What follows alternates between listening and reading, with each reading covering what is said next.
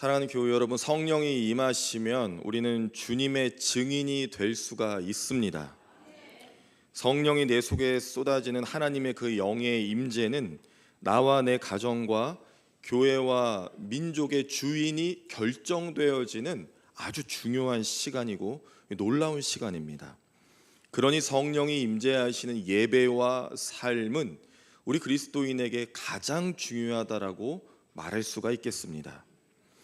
오늘 오순절 마가의 다락방에 모인 120명의 사람들, 주님의 제자들과 가족, 그리고 어머니, 그리고 무리들은 이 교회의 태동, 초대교회의 성령 충만한 시작에 요즘 표현으로 개척 멤버가 된 것이죠. 거룩하신 성령이 임하셔서 성령의 세례와 성령의 충만함을 동시적으로 받는 전무후무한 사건의 사람들, 주인공이 되는 것입니다. 여러분, 교회의 시작은 성령의 임재로부터 시작됩니다. 또한 그 성령을 받은 사람들이 살아내는 삶과 이 복음을 전하는 일이 바로 순전한 초대교회의 가장 핵심적인 일이었습니다. 정말 감당할 수 없는 진정한 부흥이 시작되었습니다. 오늘 성령께서 동일하게 우리에게도 말씀하여 주시길 간절히 소망합니다. 아멘. 여러분, 변화라고 하는 단어가 참 아름답고 귀하고 중요합니다. 성령이 임하시면 옛사람은 떠나고 새 사람이 되거든요. 변화하는 것이죠. 누군가의 눈에는 술에 취한 것 같고 누군가의 눈에는 당황스러운 일들이 벌어지지만 베드로는 성령을 가리켜 주님이 주신 선물, 약속, 그렇게 두 단어로 표현하고 있습니다. 성령은 죄인이 변하여 세례를 받을 수 있도록 인도해 주시는 길이자, 또한 성령은 구원받는 사람이 많아지게 하시는 능력의 하나님의 영이십니다. 하나님의 큰 사랑과 구원이 내 삶의 실제적인 변화를 만들어가 주십니다. 사랑하는 교회 여러분, 성령이 임하시면 교회는 부흥합니다. 사랑하는 교회 여러분, 성령이 임하시면 교우는 우리 신자는 완전히 새로워집니다. 성령이 임하시면 우리 사랑하는 자녀들은 꿈을 꾸고 비전을 품습니다. 그리고 우리 사랑하는 자녀들이 하나님 맡겨주신 귀한 사명을 잘 감당하는 세상과 교회의 인재가 될 것입니다. 그러기에 성령의 임재하심은 정말 가장 중요한, 교회의 가장 중요한 일이자 하나님을 믿는 우리에게 가장 의미 있고 소중한 일입니다. 과연 어떠한 일과 역사가 교회의 태동 가운데 존재했고 지금의 우리 교회와 또한 믿음의 사람들에게 하나님의 뜻 안에서 무엇이 요청되는지를 오늘 주님이 하시는 말씀을 잘 들으실 수 있기를 바라고, 성령이 말씀하셔서 하나님이 허락하시는 놀라운 변화의 주인공이 여러분 되시기를 간절히 바랍니다. 이 시간 성령이 말씀하시는 귀한 음성이 우리 남북교회 가운데 가득 넘치기를 간절히 소망합니다. 첫째로, 성령의 임재는 그 시작은 말씀의 순종입니다. 무엇이라고요? 말씀의 순종입니다. 예수께서 부활 승천하시기 전에 사람들이 예수님에게 모였습니다. 사도행전 1장 4절로 사도와 함께 모이사 그들에게 분부하여 이르시되 예루살렘을 떠나지 말고 내게서 들은 바 아버지께서 약속하신 것을 기다리라 라고 하셨습니다. 무엇을 하셨다고요? 기다리라. 이 단어를 좀 기억하시고요. 그리고 이어서 사도행전 1장 8절에 사명을 주시는데 성령이 임하심으로 우리로 온 세계 예수의 증인이 되라 말씀하셔 주셨습니다. 그러니까 두 가지죠. 기다리라와 증인이 되라, 이 말씀입니다. 그 말씀에 순종하여 모인 것입니다. 지금 오순절 마가의 다락방으로. 그러니 그냥 모여서 예수님이 그리워 모인 것도 아니고 단순하게 기도하기 위해서 모인 것도 아닙니다. 기다리라, 증인이 되라 하신 말씀에 순종하여 모였다라는 것이죠. 예수님 말씀에 순종했습니다. 마태복음 24장 35절에 보면 천지는 없어질지언정 내 말은 없어지지 아니하리라 라고 주님이 말씀하여 주셨습니다. 여러분, 주님의 약속은 반드시 성취됩니다. 그걸 믿으시길 바랍니다. 주님의 말씀은 분명히 성취됩니다. 이제 다락방에 모여있는 이 120명의 사람들은 도저히 상상할 수도 생각할 수도 없는 길을 걷게 됩니다. 전혀 새로운 출발선에 놓여져 있습니다. 그 신호탄이 바로 주님의 말씀의 순종입니다. 교회가 시작하는 이 말씀, 교회가 시작된 것은 하나님의 말씀에, 예수님의 말씀에 순종함으로 시작되었는데, 여러분, 예수님도 하나님의 말씀에 순종하심으로 십자가의 길을 걸으셨습니다. 그러니 예수님께서 하신 길을 우리도 걷는데 바로 그것이 순종하는 사람들이 모인 교회입니다. 교회는 예수님의 말씀에 순종하여 탄생되었습니다. 또한 우리 남부교회가 예수님의 말씀에 순종하는 귀하고 복된 교회가 되리라 된 것을 믿습니다. 여러분, 오늘 본문 1절은 오순절이라고 하며 이스라엘의 중요한 명절과 절기를 첫 단어로 사용하고 있는데 가장 중요한 단어가 되겠습니다. 이스라엘의 대표 절기이자 명절로 오순절은 아주 농업적인 성격이 강한 축제의 절기입니다. 그때에는 보리로 떡을 만들어서 소재로 하나님께 제사를 올려드리는 형태의 예배를 드립니다. 이 오순절이라고 하는 것은 구약의 7.7절을 말하는데, 광야에서 긴 척박하고 고통의 시간을 40년이나 지나서 약속의 땅 가나안으로 들어가고 그곳에서 처음 얻은 수확된 곡식을 하나님께 감사의 제사로 올려드리는 것이 7.7절입니다. 그리고 바로 이때가 신약의 오순절이죠. 하나님께 감사로 첫 번째 수확을 드리는 귀한 절기. 여러분, 이때 사도행전의 저자인 누가는 오순절의 성령의 강림이 우연으로 보지 않았습니다. 이것을 우연으로 보지 않았습니다. 예수님의 죽으심과 부활로 인해서 비극적인 이 인생의 광야를 걷는 우리가 완전히 극반전이 되어서 가장 기쁜 복음의 소식이 임재하고 그 복음의 소식이 세상에 전파되는 그 시작, 그 출발, 그 교회의 태동이 이 오순절에 일어났다는 것이 여러분 과연 우연일까요? 이때에는 흩어진 유대 민족인 디아스포라가 예루살렘으로 다 모여듭니다. 떠나갔던 이스라엘 민족이 다 모여드는 절기이죠. 엄청나게 많은 사람들이 있었습니다. 그 많은 사람들을 모으시고 그들이 변화될 수 있도록 이 핵심 코어, 그 중심이 되는 120명에게 강력하게 하나님께서 영으로 임하여 주셨어요. 그렇게 교회는, 초대교회는 강력하게 성령의 임재로 시작합니다. 그 후에 성령을 받은 베드로가 이 설교를 하기 시작합니다. 11사도가 함께 부르짖으며 하나님의 복음을 전하기 시작합니다. 많은 이들이 이 사도들이 전한 복음을 듣게 되는데 너무나 많은 사람들이 웅집해 있기 때문에 그들이 들을 수밖에 없었고, 그 복음을 듣고 수천 명이 하루에 세례를 받으며 놀랍도록 복음이 번져가기 시작했고, 그들이 다시 삶의 터전으로 돌아가는, 정말 하나님의 계획이 아니면 이루어질 수 없는 사건이 발생된 것이죠. 여러분, 이것이 우연 같으십니까? 우연이 아닙니다. 사랑하는 교우 여러분, 하나님의 일에는 우연이 없습니다. 하나님의 사람들에게도 우연이 없습니다. 여러분, 제가 우연히 여기 서 있는 것이 아닙니다. 여러분께서 우연히 여기 앉아 예배를 드리시는 것도 아닙니다. 하나님의 때가 이른 것입니다. 오늘 오순절 날에 이미 이르메라고 성경에 표현되어 있는데 무언가가 연그러가고 있었다라는 것을 의미하거든요. 하나님께서 뭔가를 채우고 있었다라는 말씀입니다. 예수님께서 십자가의 순환을 당하신 그 시점부터 이 오순절의 성령의 강림까지 우연이 아니라 하나님의 철저한 계획 속에 이 성령이 임재하시는 사건이 하나님의 계획 가운데 이루어지고 있음을 성경이 말하고 있는 것입니다. 우연이 아닌 오순절에 이미 하나님께서 채우고 있는 시간에 성령이 오신 것이죠. 정확하게 주님의 말씀과 계획하심 아래 성령이 임재하여 주셨습니다. 사랑하는 교우 여러분, 주님의 말씀에 순종하면 주님의 길에 동참하게 됩니다. 그러면 주님의 사역에 동참하게 되는 것이고 증인이 됩니다.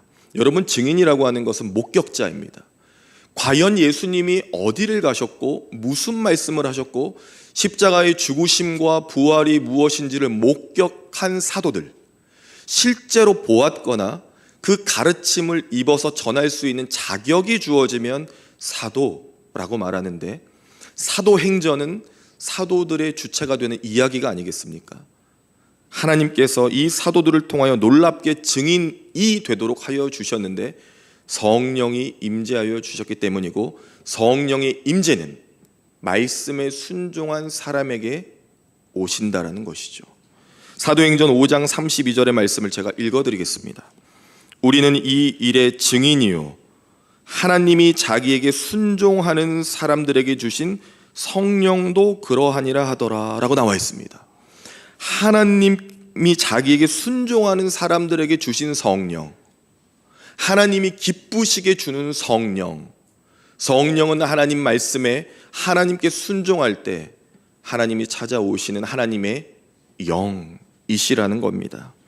예수님의 말씀 기다리라, 증인이 되리라, 그 말씀을 믿고 순종하여 오순절 마가의 다락방에 모인 120명의 문도 성령께서 기쁘게 찾아와 주셨습니다.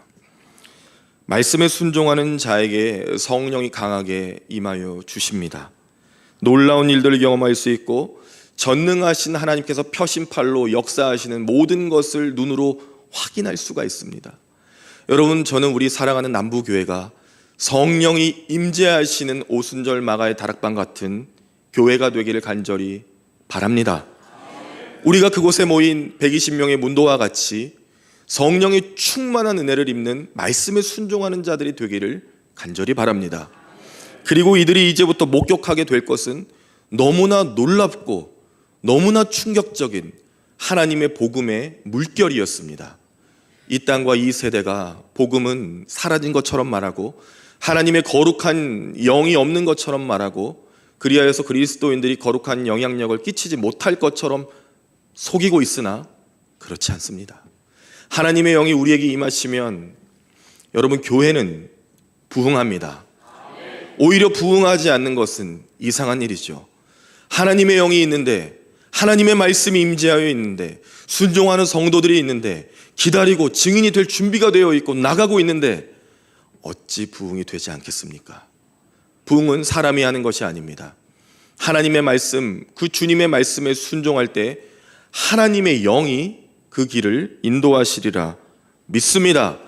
우리 남부교회와 여기 모여있는 모든 성도님들께서 그러한 은혜를 입으시기를, 꼭 2024년에 그러한 역사가 있기를 간절히 소망합니다. 둘째로, 성령은 복음의 사람으로 살게 합니다. 어떤 사람으로요? 복음의 사람으로.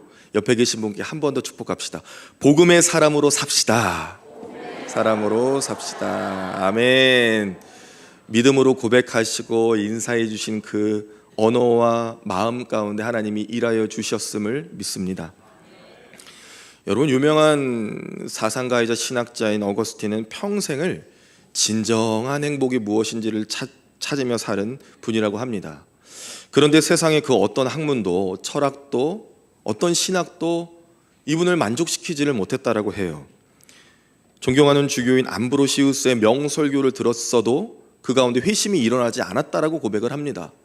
그런데 그가 로마서 13장 13절에서 14절의 말씀, 음란하지 말고 오직 주 예수 그리스도로 옷 입어라라고 하는 복음의 말씀에 접촉이 되었을 때 그가 회심했고 온전한 주님의 사람으로서 위대한 신학 사상가가 되었다라고 합니다.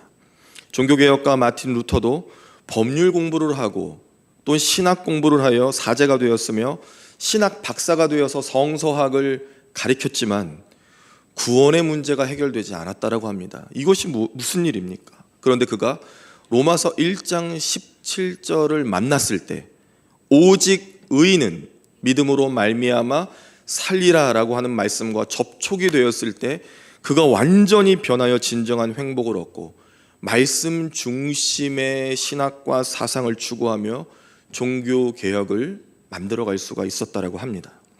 사랑하는 교우 여러분, 내 속에서 성령님이 말씀하시는 것을 듣고 계십니까? 내 속에서 성령님이 말씀하시는 것이 들려야 합니다. 성령님이 우리에게 말씀하시는 것을 들어야 진정한 호흡을 가지고 진정한 행복을 가지고 그 말씀을 중심을 가지고 우리도 살아갈 수가 있다라는 것이죠. 특별히 오늘 본문은 성령께서 소리로서 임하고 계십니다. 성령께서 강력하게 말씀하고 있습니다. 2절과 3절을 보면 급하고 강한 바람, 소리라고 표현되어 있고요. 3절을 보면 불의 혀와 갈라졌다, 불의 혀와 같이 갈라졌다라고 표현되어 있습니다. 가만히 보면 초자연적인 현상인 이 불과 그리고 바람이 강력하게 임하고 임재하여서 어떠한 현상이 보이는 것 같으나 중요한 것은 바람과 불이 아닙니다. 여러분 잘 읽어보시면 급하고 강한 바람, 어떤 것이 있죠? 소리, 이 소리가 중요한 것이고요. 불의 혀와 같이 어떤 게 있습니까? 갈라졌다가 중요합니다. 그러니 소리와 갈라짐이 중요한 것이죠. 여러분 이것이 왜 중요합니까? 2절 중반 후미에 보면 그들이 앉아있다라고 표현되어 있거든요. 지금 이러한 현상들이 있는 상황에서 여기 모여있는 120명의 문도가 자리에 앉아 있었습니다. 그것이 왜 중요하냐고요? 여러분 유대 민족은 기도할 때 서서 합니다. 보통은 서서 기도를 하는데 그들이 다 앉아 있다라는 것은 어떤 상황을 말하고 있는 것이죠. 하나님의 말씀을 듣고 있는 겁니다. 하나님의 말씀을, 그 복음을 듣고 있는 것이죠. 그래서 성령이 소리로 임재하여 주셔서 각 사람에게 하나씩 하나의 영으로 임재하여 주셔서 깨닫게 하고 있는 것입니다.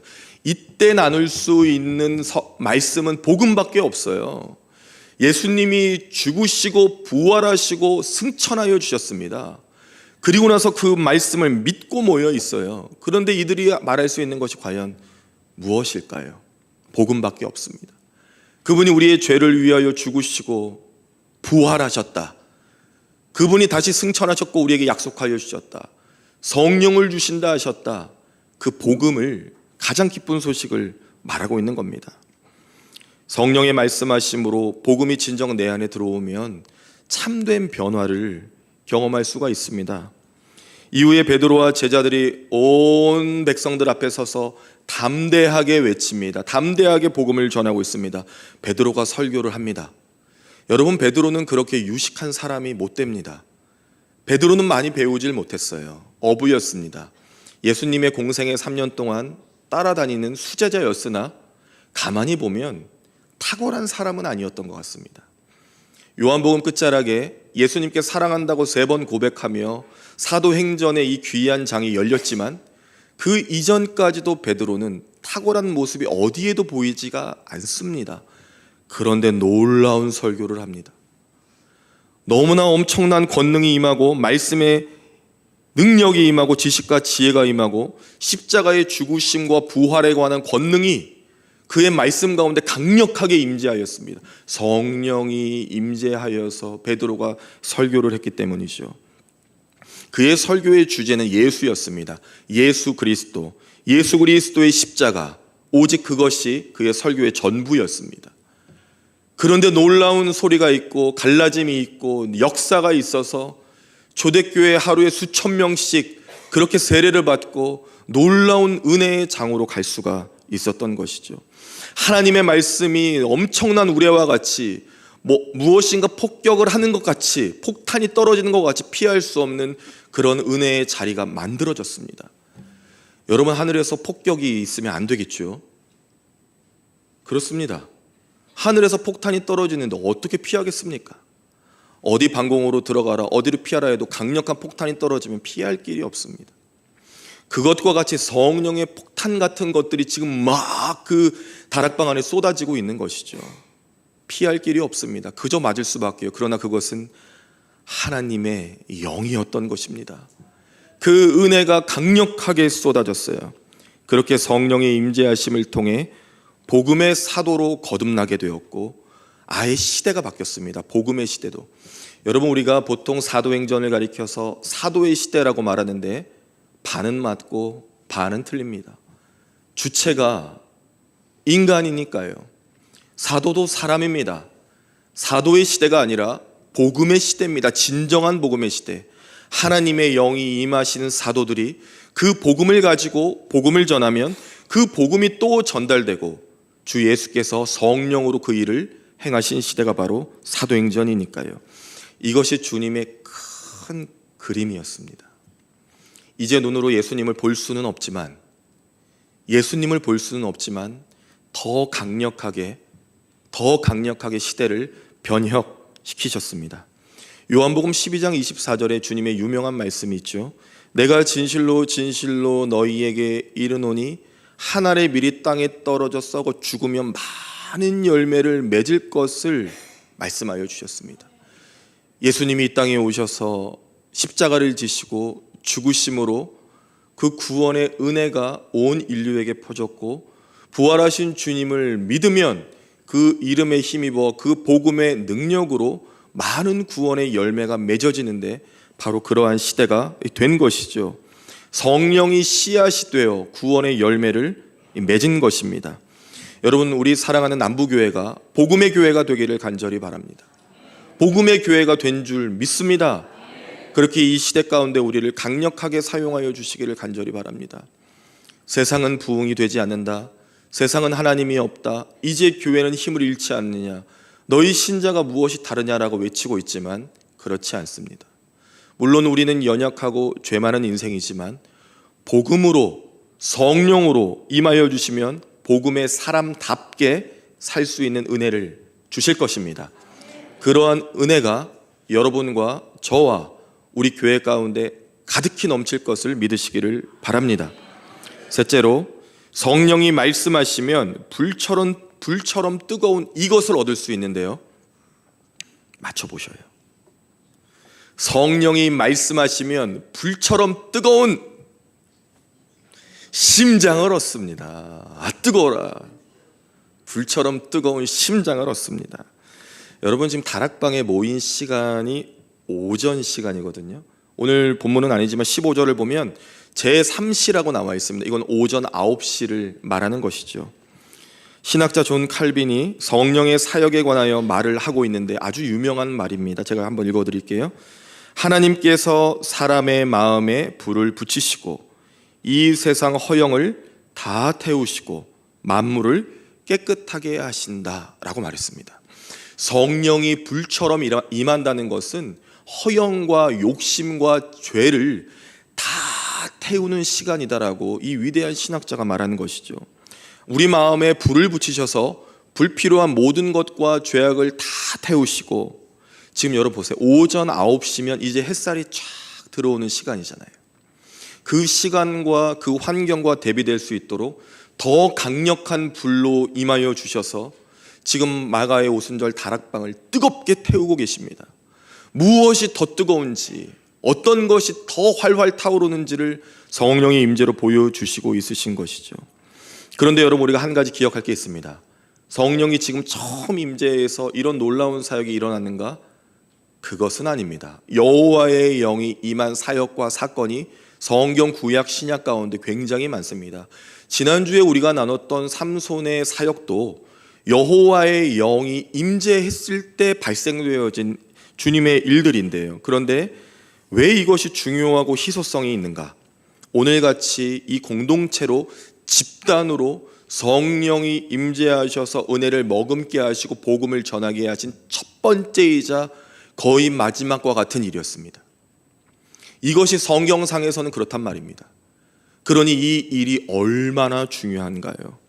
진정한 교회가 시작되었습니다. 여러분, 진정한 교회는요, 뜨겁습니다. 진정한 교회는 뜨거워야 해요. 이 속이 뜨거워야 합니다. 예수님의 임재하심으로 거부할 수 없는 그분의 영으로 우리의 찬양과 기도와 예배와 우리의 삶과 복음의 증인으로 살아가는 모든 시간이 뜨거워야 합니다. 예수님의 십자가의 죽으심과 보혈 위에 오늘 이 사건이 일어나서 중요한 것입니다. 여러분, 그냥 뜨거운 것은 그것도 귀하지만 예수의 십자가의 죽으심과 보혈 위에 뜨거워야 된다는 것이죠. 그것이 교회이고 우리 교회였으면 좋겠고 또한 우리 온 가정이면 참 좋겠습니다. 십자가의 죽으심과 보혈, 부활 위에 뜨거워지는 여러분 우리 교회와 가정이 됩시다. 예수의 십자가 죽으심 보혈 위에 이렇게 하나님의 사명을 얻을 수가 있는데, 예수의 십자가의 죽으심과 보혈 위에 뜨거워져서 정말 그 뜨거운 심장을 얻게 되면 아주 특별한 선물을 받게 됩니다. 여러분, 루비 캔드릭이라고 하는 선교사님이 계셔요. 1907년 9월에 24살의 나이로 조선의 땅을 밟으셨습니다. 개성 송도에서 영어를 가르치면서 아픈 아이들을 간호해 주셨다고 해요. 그런데 참 안타깝게도 이분이 조선의 땅을 밟은 지 9개월 만에 급성 맹장염으로 고치질 못하고 하나님의 부르심으로 하나님 나라에 가셨습니다.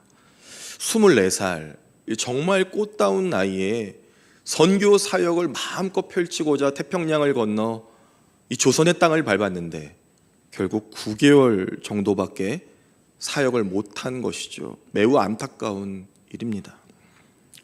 그녀가 죽기 전에 부모님께 보낸 편지의 일부를 한번 읽어드리겠습니다. 부모님, 저는 이곳에서 작은 씨앗이 되기로 결심했습니다. 하나님의 시간이 되면 조선 땅에는 많은 꽃이 피고 그들도 여러 나라에서 씨앗이 될 것입니다.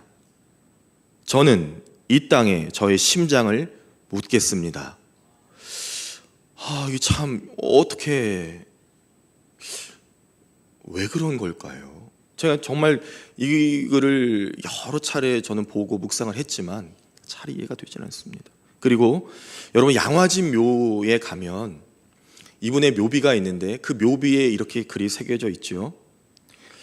만일 나에게 1000개의 생명이 있다면 모두 조선을 위해 바치리라. 이게 참 부끄러워서 제가 설교를 못하겠습니다. 아니, 어떻게 이렇게, 이거 왜 그런 걸까요? 이것 때문에 그렇습니다. 여기가 어때서요? 뜨거워도 너무 뜨거워서 다 타버린 거예요, 주를 위해. 그러니 내 것이 없는 것이죠. 이것이 특별한 선물입니다. 특별한 선물.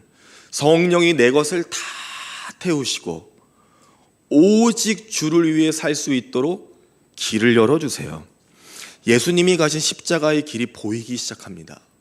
예수의 제자들과 여기에 모인 120명의 성도, 문도가 예수가 가신 길이 뭔지를 깨닫기 시작한 거예요. 그래서 생명이 아까워지지 않고 있습니다. 다 태울 수 있는 심장, 불타는 심령, 더 높은 가치를 보게 되는 것이죠. 이 땅의 것이 아니라 위의 것을 보게 된 것입니다. 하나님 나라를 소망하게 되었고 허락하신 사명을 가지고 살아갈 수 있는 이 존재가 되어버린 것입니다. 끝으로 여러분, 우리가 주목할 것은 4절입니다. 오늘 마지막 구절이죠. 여기에 보면 성령의 충만함으로 모든 사람들이 다른 언어로 말했다라고 나옵니다. 다른이라는 것은 각기 다르다라고 하는 사전적인 의미도 있지만 첫 번째라는 의미가 더 강합니다. 이것은 그동안 보지 못했던 첫 번째 사건, 그런데 여기서 나오는 방언은 우리가 알고 있는 그 방언이 아닙니다. 우리가 들어도 이해 못하는 방언이 아니라 그곳에 모여있는 각 지방, 나라의 언어들을 각기 사용하여 그들이 서로 들을 수가 있었습니다. 복음을 자신의 언어로 듣게 된 것이죠. 이것이 얼마나 중요한 일인지 모르겠습니다. 창세기 11장에 보면 바벨탑이 있습니다. 인간의 욕심으로 하나님께 도달하고자 했다가 완전히 와르르 무너졌는데 언어가 혼잡하게 되어 서로가 서로의 말을 이해하지 못하게 되었는데, 이것은 현상적인 것이고 실제 의미는 하나님과 인간의 완벽한 단절이었어요. 더 이상 하나님이 인간을 만나주시지 않는 완전한 단절. 그러나 오늘 여러분, 오순절의 탑은 어떻습니까? 성령이 세워주신 이 탑은 어떻습니까? 언어가 나뉜 것이 아니라 그 언어 안에 복음이 들어왔습니다. 하나님과의 단절이 아니라 그 하나님이 아예 우리 안으로 들어오셨어요. 우리가 그분 안으로 들어가는 사건입니다. 그러니 이것은 완전한 하나이죠. 이것이 너무나 귀한 의미가 있습니다. 완벽한 회복을 넘어 완벽한 부흥으로 나아가고 있어요. 여러분, 성령이 임하여 주시면, 성령이 말씀하여 주시면 하나님과의 관계가 더 친밀해지고 깊어집니다. 여러분, 성령이 우리에게 말씀하여 주시면 교회가 교회다워집니다. 성령이 우리에게 임하시고 말씀하여 주시면 교우들의 관계가 너무 좋아요. 성령이 우리에게 임하시면 싸움이 없어요. 여러분, 내가 이 사람을 너무 사랑하는데 어떻게 싸움이 돼요? 난 도대체가 이해가 안 돼요. 여러분, 저한테 한번 시비 걸어보세요. 내가 거기에 말려드나? 그러면 저는 그럴 거야. 아이, 권사님, 아이, 장로님, 아이, 집사님, 아잉. 사랑스럽고 귀여우시죠? 저는 준비가 되어 있습니다. 그렇게 사랑하는 마음을 우리가 서로에게 품으면 싸움이 안 되죠. 성령이 우리에게 임하시는 건 그런 거죠. 예수 그리스도의 보이지 않는 역사, 그 사역의 역동성이 폭발하는 거예요. 서로가 서로를 사랑하고 존중하고 하나님의 뜻만을 말하며 초대교회가 그렇게 엄청난 부흥 가운데 떠밀려서 가게 되는, 그러니 사도의 시대라기보다는 복음의 시대가 맞는 것이죠. 전혀 다른 디아스포라 유대인 및 유대인 개종자들이, 이방인들이 성령 안에서 그분의 충만한 역사를 경험하며 삶으로 돌아가게 되고 또 그들이 복음을 전하게 되는 무한 복음이 증거되어지는 시대로 돌입합니다. 여러분, 이 시대는 어떻습니까? 이제는 이 시대가 끝난 것 같아요. 그렇죠? 아닙니다. 아니에요. 지금도 동일하신 하나님이 우리와 함께 하시지 않습니까? 성령이 말씀하시는 소리를 그래서 들어야 합니다. 뭐라고 말씀하시는지 못 들으니까 내 생각과 내 언어를 자꾸 말하는 것이죠. 왜 하나님 하실 수 있다는데 하실 수 없다라고 말하는 거예요. 주여 우리에게 임하소서. 얼마나 좋은 주제를 주셨습니까? 주의 성령이 우리에게 임하시고 말씀하여 주시면 우리는 그대로 하면 되는 거죠. 가라고 하면 가면 됩니다. 멈추라고 하면 멈추면 됩니다. 그렇게만 하면 되는 거죠. 중요한 것은 들려야 해요. 성령이 말씀하심을 깊은 기도 가운데, 예배 가운데, 우리의 삶 가운데 성령의 깊은 음성을 들어야 합니다. 그래야 교회다워지고 성도다워지고 목사다워지는 것이죠. 여러분, 성령이 말씀하시는 교회로 거듭납시다. 우리 남부교회가 성령이 말씀하시는, 들을 수 있는 교회가 됩시다. 우리 사랑하는 가정이 성령의 말씀하심을 들을 수 있는 가정이 됩시다. 저와 여러분이 성령이 말씀하시는 것을 들을 수 있는 그 음성의 사람들이 되기를 간절히 바랍니다. 그래야 죄 아래에 있는 옛사람은 죽고 이제 주의 영으로 말미암아 십자가의 죽으심과 보혈 위에 교회가 세워지는 놀라운 새 사람, 새 옷을 입어서 하나님이 이 땅 가운데, 이 시대 가운데 쓰시는 귀한 존재로서 거룩한 영향력을 가지고 우리의 삶의 터전으로 나아가기를 소망합니다. 여러분, 이쯤에서 우리가 한번 외쳤으면 좋겠는데, 성령이여 말씀하소서. 제가 1부와 좀 다르게 해볼게요. 1부 때는 다 했고 이번엔 제가 선창을 하겠습니다. 성령이여, 그러면 여러분께서 말씀하소서 이렇게 한번 해보시겠습니까? 성령이여 말씀하소서. 아멘입니다. 한 번 더 하겠습니다. 성령이여 말씀하소서. 아멘. 여러분의 모습이 얼마나 아름답고 귀한지 모르겠습니다. 그렇게 우리 삶 가운데 이 주제를 외칠 수 있는, 그리고 이미 이루어진 것을 믿는 오순절 마가의 다락방의 120명의 문도와 같은 우리 남북교회 성도님들 다 되시기를 주님의 이름으로 간절히 축복하고 축원합니다. 기도하겠습니다.